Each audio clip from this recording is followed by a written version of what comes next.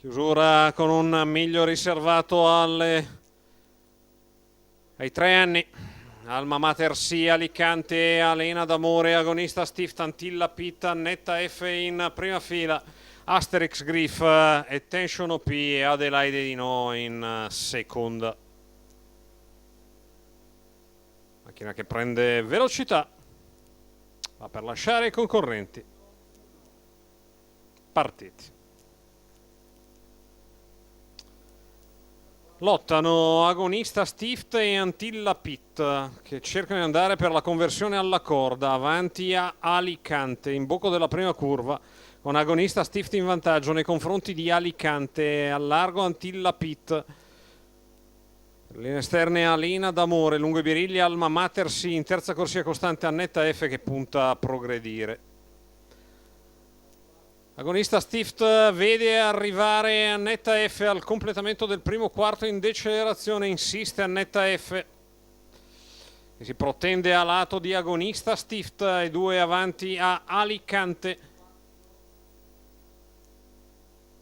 Insiste Annetta F al fianco di agonista Stift, i due si danno nei primi 600 metri di corsa. Viene fuori una corsa lottata in questa seconda parte di primo giro, con Annetta F che si è dovuta adeguare all'esterno di agonista Stift, almeno per il momento. Alicante lì nei pressi, poi Antilla Pitt, la mossa in terza corsia di Adelaide di No in aggiramento su Alena d'Amore, per linee esterne anche Tension OP.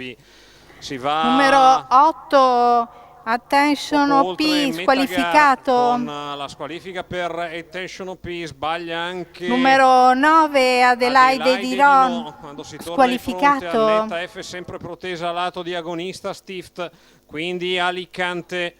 Antilla Pitt che ha mosso dalla corda, 500 metri scarsi alla conclusione. Agonista Annetta F ancora alle prese dal fondo del gruppo, la mossa di Asterix Griff in terza corsia. Quando si va a metà della piegata finale viene prevenuto da Antilla Pitt che allarga su Annetta F, prova ad andare in caccia di agonista Stift, insiste Asterix Griff quando si è all'ingresso della dritta arrivo, contatto c'è anche Alena d'Amore, in vantaggio agonista Stift. Asterix Griff che arriva a centropista però di dentro Alicante, poi Antilla Pitt. Asterix Griff che nel tratto conclusivo passa e chiude, viene a vincere davanti a Antilla Pitt, poi Alena d'Amore che finisce bene a contatto.